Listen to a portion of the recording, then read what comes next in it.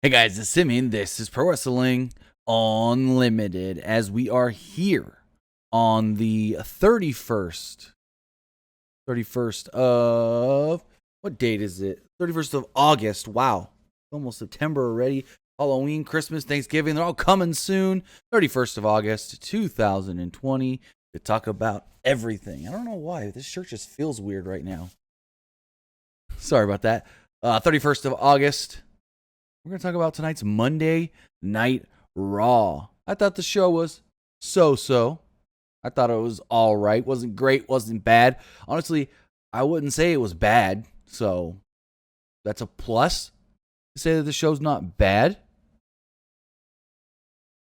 But with that, guys, we've got Raw to talk about. Before we do, I want to say thank you for joining me here tonight on twitch.tv/PWUnlimited. Remember, you can support us here in a couple of different ways. You can either donate some bits or you can subscribe to our channel. You can subscribe one of two ways, by either giving us a tier 1 subscription or by subscribing with your Twitch Prime.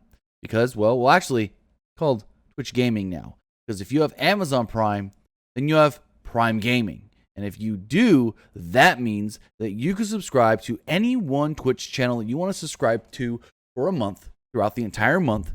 And we would greatly appreciate it if we were that one channel that you wanted to support. But with that, guys, let's jump in right now and talk about Monday Night Raw.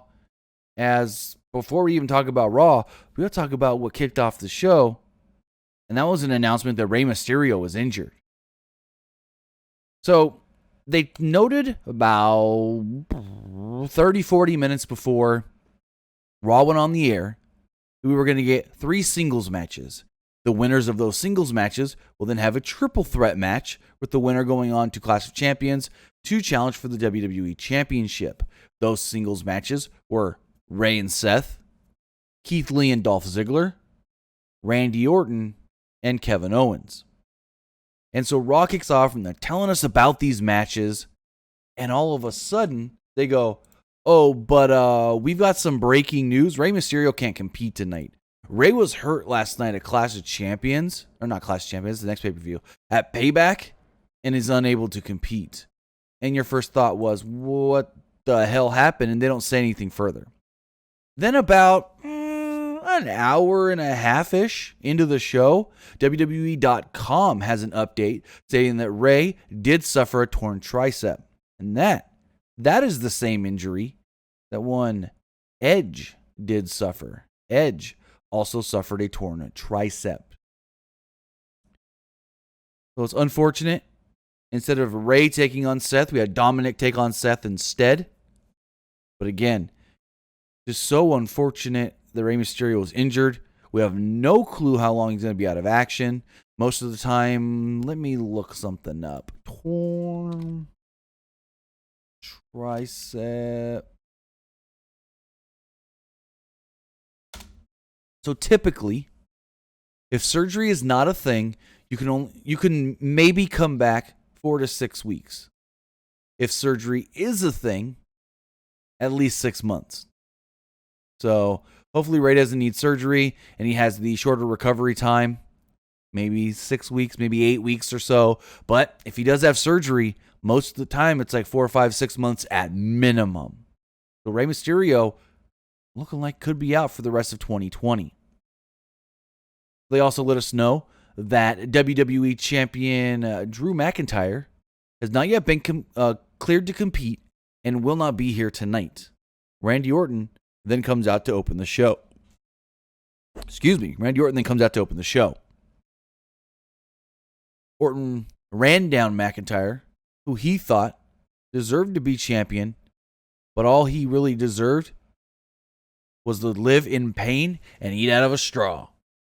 Orton talked about what he did to all the legends recently, including McIntyre, saying that they all felt entitled. He didn't think that they should have to face Kevin Owens. He didn't think that he should have to face Kevin Owens to qualify for this championship match. Orton said he was willing to jump through any hurdle to beat McIntyre for the title. He said if he can make it to Clash of Champions, though, McIntyre that is, Orton said McIntyre wasn't here tonight, but heard that he was hanging out with a few legend friends. Then he showed a photoshopped image of McIntyre, Edge, Christian, Big Show, Ric Flair, and Shawn Michaels all lined up in hospital beds. Keith Lee would then interrupt. Lee noted that Orton was doing everything he could to forget about what happened last night when Lee beat him. Lee said Orton may be the greatest ever, but it was factual that Orton had to bask in his glory last night. A win over Orton should perhaps put him next in line for the title. As Lee continued to talk, he was attacked, by Dolph Ziggler, his opponent for tonight. Dolph laid him out with a DDT. Orton slowly backed out of the ring, and we go to commercial. Come back and get a 11-minute match here between Keith Lee and Dolph Ziggler.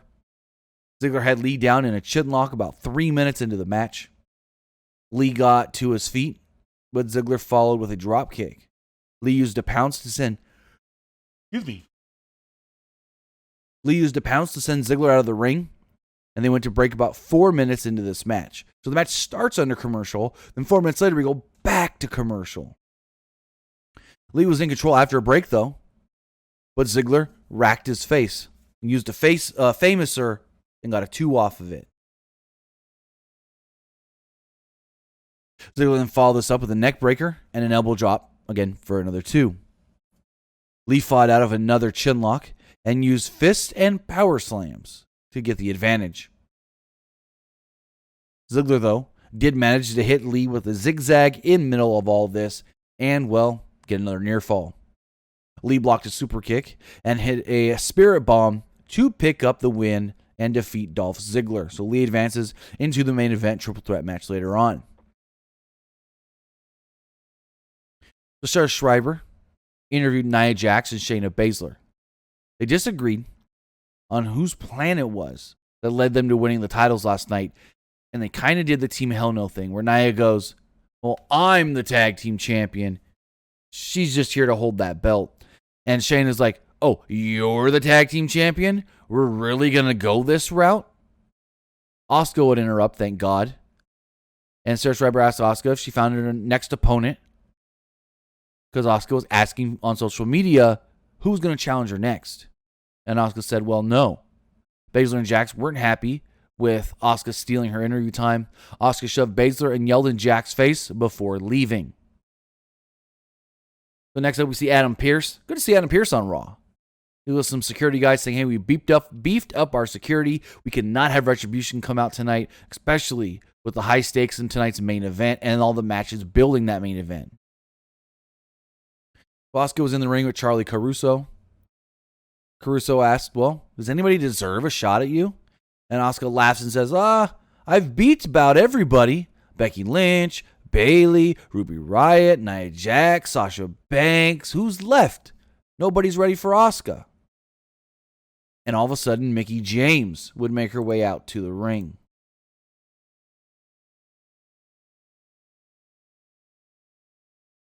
Mickie would interrupt the Raw Women's Champion, and she said she recognized greatness when she saw it and called Asuka one of the greatest champions of all time. James then declared, you know what? I'm coming for your title. Before she could say anything else, Natalya and Lana in ring gear, interrupted.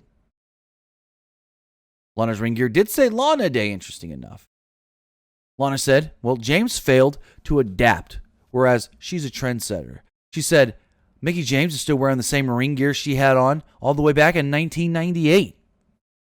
James thought that was a little bit amusing. James got in Lana's face, and Asuka interrupted to say she was ready to fight them all. James got in Asuka's face before they were attacked by Natalya and Lana. James and Asuka fought back and sent them from the ring. Got a Connor's Cure video as we went to commercial break. We then saw Cedric backstage with the Viking Raiders and Demi Burnett. She said she was impressed with Alexander, how he turned down the Hurt Business. Giving this fucking bitch lines now, and it's not good. She also gave Ivar a kiss on the cheek for good luck. Ivar was happy for that. They all left, except for Demi, who stood there by herself. So Ivar just left her there. Just said, all right, I gotta go. But Angel noticed, walked up, smirked, gave her a rose, and they left together. Finally, we go back to the ring, and it's Mickie James against Lana. I expected Mickie and Asuka teaming against Natty and Lana, and then maybe Mickie and Asuka win, and then Mickie goes, "Hey, we teamed, we won tonight, but I'm coming for your belt." Asuka was on commentary here. Natty was at ringside. Mickie James won in a 2.5-minute match. Not much more to say. She won in a pretty quick match. Mick kick, and I think today was also her birthday. Asuka was on commentary. James pointed at her as soon as the match was over and basically said, "Hey, I'm still focused on you and that belt." Charlie Caruso was outside Aleister Black's locker room. She wanted to get comments on his attack on Kevin Owens last week when all of a sudden Randy Orton would walk out. He looked at Charlie. She looked at him, very confused. No one said a word. So then we learn, I think we actually learned this earlier, but they didn't make reference to it, but a graphic played on the screen. But then they actually stated, tonight, we're going to get a No More Contenders match for the Women's Tag Team Championships. It'll be the Riot Squad versus the Iconics, but here's the kicker. Whichever team loses is no longer a team, must break up. Like, why? Why? No reason for it. I get it. Riot Squad beat the Iconics last night at Payback, so maybe just make them the number one contenders. But nope. You want to break up a team. Spoiler alert, as we saw later, it was the Iconics. And Vince did recently say that he really likes Peyton Royce. So Peyton getting that singles push. So Sarah Shriver interviewed the Iconics. Billy Kay talked about their history, becoming friends over their shared dream of becoming wrestlers. Peyton said they sacrificed a lot to get here. Kay said only a half-wit would think the Riot Squad could beat them. Royce said that the Riot Squad were destined. Wow, I wrote that way wrong. Destined to break up, and they would, well, help along with that process. Next up, we got a 15-second match. Randy Orton versus Kevin Owens. As Kevin Owens was coming down for this match, he was attacked by Aleister Black. Aleister Black laid him out and threw him into the ring. The referee was like, "Bro, I don't want you to compete. Kevin, you're not. I don't know if I should have let this match go, but if you say you're okay, I have to let it go. Kevin, I don't advise this. What do you want to do?" And Kevin Owens is like, "Ring the bell." Kevin tries to throw a punch at Randy Orton. He's all so discombobulated that Orton just backsteps him and he falls flat. Orton hits an RKO and picks up the victory. 15 seconds from bell to bell. Orton advances into the main event. Charlie Caruso was backstage with the Mysterio family. Angie and Ray's daughter Aaliyah was there as well, so the whole family was there. Ray said it would mean the world to have Dominic earn a title shot tonight. He understood the injuries that happened. He's gotten many of them. But if there was any one person that he would love to replace him in this big of a match, it would be, he said, this young man here, my son Dominic. Shows his age. Because you don't hear younger people saying, this young man here. No, it's all older people that call younger people young man. I just found that weird that they used that dialogue. Dominic said that he knew that he was the underdog, but his confidence was on another level. Dominic stated, and I quote, "Tonight, I got a 619 with the name Monday Night Messiah written all over it." Okay, not bad. I didn't mind that sentence. We then learned that later on tonight, Apollo Crews will be taking on Shelton Benjamin in Raw Underground. Next up, we got MVP's VIP Lounge.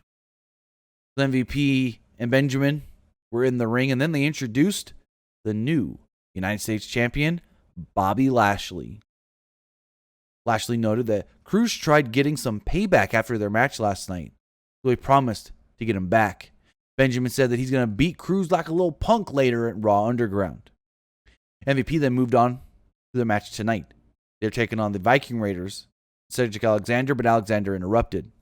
Lashley and Benjamin were about to go after him, but MVP once again stopped them. Or actually, first time stopped them, wasn't once again later.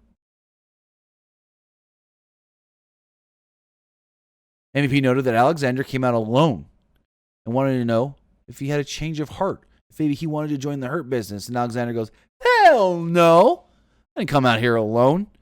And then the Viking Raiders would attack from behind. So we got a 6-man tag, Cedric and the Viking Raiders, against Bobby Lashley, MVP, and Shelton Benjamin. Match went about 6.5 minutes. They worked over Alexander. As he got close to a tag, Lashley and Benjamin attacked the Raiders, which the referee was fine with, which I don't see. Sometimes the referee gets mad about this. Sometimes they don't. MVP tried to use a distraction, but Alexander used a schoolboy and picked up the victory. Wasn't much in the 6-minute match, to be honest. After the match, Lashley and Benjamin tried to attack Cedric Alexander, but MVP held them back. Very, very interesting. But then we come back from a commercial break, and they're beating his ass 3-on-1 backstage. So why hold them back in the ring? That made no sense at all. Absolutely no sense. Apollo Crews and Ricochet run up to make the save, and the Hurt Business retreat. Next up, we have the Riot Squad against the Iconics. Winners get a tag title shot. Losers have to disband. Match went about 3.5 minutes. Very short for what this match really was supposed to be. As Ruby ran wild on Kay, Royce tried to attack, but Morgan made the save. Ruby and Cage traded cradle attempts until Ruby got the final cradle and the final pinfall, picking up the victory. The Ruby Riot and Liv Morgan earned themselves a tag title shot, and the Iconics have to break up. Royce and Kay played up the loss very well.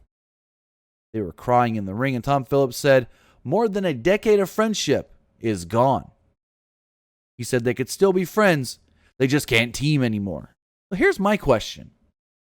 They can't be a tag team anymore, but can they each do singles matches with the other in their corner? Like, say Peyton Royce gets a match against Bianca Belair. Can Billie Kay still be in her corner, or is that no longer allowed? I mean, Peyton kind of threw her friend to the wolves later in the night, but that's something I want to know. They can't team together, but can they still be friends and help each other? Can they manage each other? I don't know. Look into that. Next up, Rollins and Murphy came out. Rollins was pissed off at Murphy for kicking him in the head last night.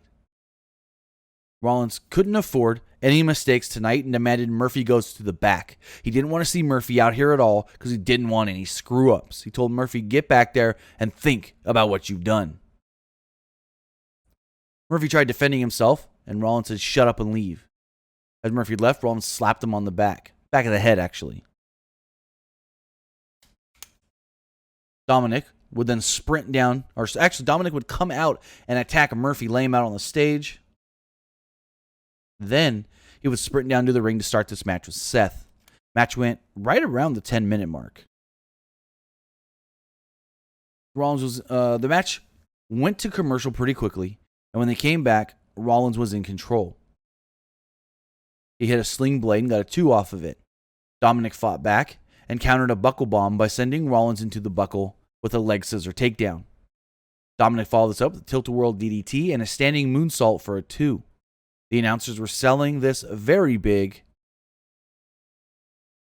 They thought, oh my God, Dominic almost won. Dominic followed this up with a dive off the top to the outside. They showed the Mysterios, Ray, Angie, and Aaliyah, I think her name is Aaliyah, watching backstage, all rooting on Dominic. Dominic at one point hit a 619, but Rollins dodged a frog splash and hit a curb stomp. This led to the pinfall. Seth Rollins won the match. So the Mysterios were watching again in the back, and they were like, oh man, he just couldn't get it done. And then all of a sudden we cut back to the ring, and Rollins gives Dominic another curb stomp. And Ray ran off. But we actually didn't see where Ray ran to. I don't know if Ray was going to run to go check on Dominic in the ring or what, but we never saw that. Next up, we learned that, Titus O'Neil is going to show us a new side of him on Raw Underground. Titus O'Neil was in the ring beating up some guys as Raw Underground began. Rick Moss challenged him to a fight after he beat up 2 guys. O'Neil appeared to be in control until momentum was shifted and he was distracted. Yeah, outside distraction in Raw Underground. Rick Mox kicked him in the nuts and knocked him out with a punch for the win. Street Profits cut a promo backstage. Excuse me. They stated that Andrade, Garza, and Zelina Vega were no match for them. Angelo Dawkins had a scouting report on all of them. They questioned if Andrade was really tranquilo. Dawkins accused Garza of padding his stats by handing out roses to everyone and claimed that Vega, well, she's too short to ride rides at the amusement park. They then said that they will have a tornado tag match later on, actually soon, against Andrade and Garza. Then see Akira Tozawa trying to get into the building, and he's told, "Oh, your name's not on the list. Sorry." He's like, "I'm a 24/7 champion." Tozawa was then attacked by R-Truth. He was rolled up, and R-Truth becomes a 39-time 24/7 champion. Tozawa then pushed the referee in his car and drove off after Truth, who took off as well. Never saw him again. So next up, we got the Tornado Tag Team match. Match went around 8.5 minutes. Ended in a no contest. They did the stacked up powerbomb spot pretty early, about a minute into the match, where Dawkins powerbombed everybody and Ford took the suplex off of it. Then they went to break. After the break, the heels were in control. Tom Phillips said that it's been a brutal match and we'll have to take his word for it since, well, we didn't see much of it. Dawkins made a comeback by giving Andrade a suplex before hitting Garza with a spinning back elbow. Dawkins gave Andrade a bulldog, but Garza broke up a cover. The heels took over, and Ford broke up a pin, barely. Ford gave Andrade an enziguri and began shaking the ropes when the lights started to flicker, and everybody knew what was about to happen. Garza then jumped out of the ring, grabbed Demi, and they ran off. He wanted to make sure she was safe because Retribution was coming. Ford went for a cover here, but the referee bailed as well. Retribution then appeared, and the announcers also sort of ran off. But they ran away, but not far enough to where they were still connected with their headsets. Because we still heard Joe and Tom Phillips. Andrade, Ford, and Dawkins teamed up to try to fight them off, but they were too much. Vega was even triple teamed at ringside. After a commercial break, Phillips excitingly let us know that you can stream WWE content for free on Peacock. Oh, and by the way, Retribution attacked before the break. Pierce was yelling at security, and they even made a point to let us know that some of the members of Retribution are female. They've never actually stated that before. They've never said some members of Retribution are female. There must be a reason, particular reason, why they wanted to make sure that we knew there are females in Retribution. I don't know if maybe they've seen people say stuff about Retribution attacking the women in the past, so they thought they'd get ahead of that, but they let us know, hey, there's females in Retribution, and they attacked Zelina Vega. Again, Pierce was viciously yelling at security, saying, what do we pay you for? Why are you even here if you can't do the job? We then go to Raw Underground. Billy Kay and Peyton Royce were there in the audience with Shane McMahon. He asked if they're having a good time. Jessamine Duke beat Avery Taylor, another former Evolves wrestler. Marina Shafir beat someone quickly via submission. Don't know who it was. Shafir and Duke then stared at the Iconics. And Peyton Royce didn't want anything to do with it, so she threw Billy Kay in, and Jessamine Duke knocked her ass out. Peyton Royce then kind of went, and her and Shane McMahon walked off, and Shane was just like, more Raw Underground coming up. And I'm like, damn, our friendship done. Over to the Wolves. Cruz, Ricochet, and Alexander hyped each other up after a break. Caruso approached them as they were at the Raw Underground door. She noted, well, it hasn't been a good 24 hours for the three of you. Cruz, Paulo, you lost your belt yesterday. And, well, Cedric, you got beat down 3-on-1 earlier. And they were all just kind of like, yeah, but we're going to make better of that in Raw Underground. Cruz is going to defeat Benjamin. Excuse me. So we go in the fight between Benjamin and Cruz, well, didn't even have a finish. They fought into the crowd, which led to a brawl between the Hurt Business and the Babyfaces. Lashley, MVP, and Benjamin individually choked out Ricochet. Made Ricochet look like a geek. 3 different guys beat his ass, choked him out. Alexander and Cruz weren't able to make a save. And, yeah, not good. Baby faces looked super weak here against the Hurt Business. They've really been making the Hurt Business look really good over the last couple of months. So in the back, Demi Burnett was actually concerned about Andrade, Montez, and Angelo. She's like, hey, you just let them be. Let them get attacked when Retribution came out. He's like, Demi, my concern was you and your safety. They're trained fighters. They can fend for themselves. Someone needed to protect you. All of a sudden we hear bang, bang, bang, bang, bang. And the door swings open. Retribution runs in. And Garza says, see ya. And he runs off without Demi. Demi was left on her own. It was like a Wile E. Coyote commercial or cartoon where it's like, yeah, trouble, bye. Burnett then ran away as well. And Retribution didn't do anything. I thought it was pretty funny. Where he's like, my concern is making sure you're safe. I had to get you out of there. And then soon as they come back, he's just like, fuck it, bye. I really was amused by that. Because it shows just how much of a little shit Angel Garza really is. So then we go to the main event. Winner gets a championship match against Mcintyre, Clash of Champions. Randy Orton, Keith Lee, and Seth Rollins. Rollins and Orton, well, seemingly seemed to agree to work together before the match started. But then, well, not moments later, Randy was like, I changed my mind. I don't want to work with you anymore.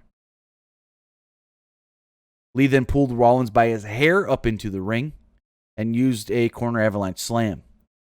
Orton tried to attack from behind, but Lee gave him one as well. Lee took down both guys with a slingshot crossbody off the apron into the ring. Boy, did this look great as we go to commercial break. Lee tried another crossbody after the break, but Rollins gave him a super kick. This looked good too. He just took the perfect super kick, sold it well, and Rollins follows up the flying knee off the apron.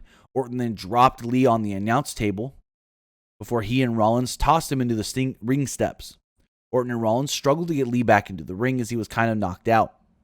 Orton kicked Rollins and gave him a draping DDT. Rollins came back with the Falcon Arrow for a 2. Lee would then knock both guys down with the body block and chucked Rollins into Orton. Lee launched Orton toward the barricade with a big old pounce. Rollins attempted a dive, but Lee caught him and tossed him onto the announce table. Rollins reversed a power slam into a small package for a 2. Rollins followed this up with a forearm and a thrust kick and set up the curb stomp, but Lee nailed him with a spirit bomb. Orton then slipped in and gave Lee an RKO. He frantically crawled over and covered Rollins for the pinfall victory.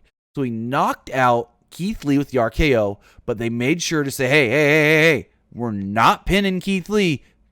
Get over there and pin Seth Rollins. So he still made Keith Lee look good, not being the one to get beat. I thought this match was really fun. These 3 guys worked really well together, and it was a really good match. Now, we know that at Clash of Champions is going to be Randy Orton challenging McIntyre for the championship. Also, we did run a poll here on Twitch to see what you guys thought of tonight's Monday Night Raw. Was it all right? Did you guys like it, or did you not like it? And 94% of you voted Raw was just all right. But with that, remember, guys, if you want to be part of tonight's show, you can do so by texting in to 510-906-1341. Again, that number is 510-906-1341. And we do have a couple of text messages I do want to read right here. This person says, are Sasha and Bayley back to being on just SmackDown? Do you see them getting a rematch for the tag titles at Clash of Champions? So yes, they are only on SmackDown now. And I don't see them getting a tag title shot at Clash of Champions because Liv Morgan and Ruby Riott are supposed to get a shot. Now, there's 4 weeks till Clash of Champions, so they can get their shot before then, and then maybe Sasha and Bayley get a rematch, but I don't know. We'll have to wait till SmackDown and see where that goes. And this person says, any news on whether Tessa Blanchard is signing with WWE? All I know is talks have happened and things are progressing. I don't know if they're progressing in a good or a bad way, but that's all I can say. Talks have happened. Things are progressing. Thank you, Broken King Slender, for the 100 bits. Really do appreciate that. And this text message here to state, with Randy Orton losing at SummerSlam to Drew McIntyre, do you think Clash of Champions is where he wins the title? Honestly, 99%, I think yes. There's that 1% chance where they go, no. We're going to keep the title on Drew. I think there's only a 1% chance of that. I think there's a 99% chance, though, that Randy Orton does win the title at Clash of Champions.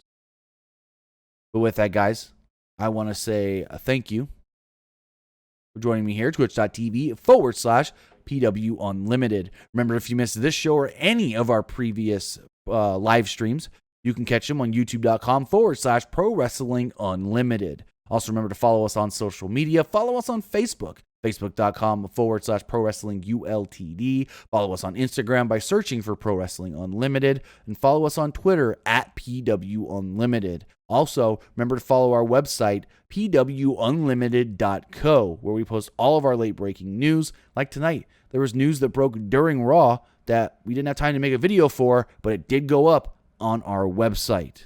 So with that, guys, we will be live again tomorrow night for NXT Super Tuesday edition of NXT. NXT will have the major, massive, humongous 60-minute Iron Man match to crown the new NXT champion. So don't miss it. We'll be here right when that show goes off the air to talk all about it. Have a good night, guys, and we'll see you tomorrow.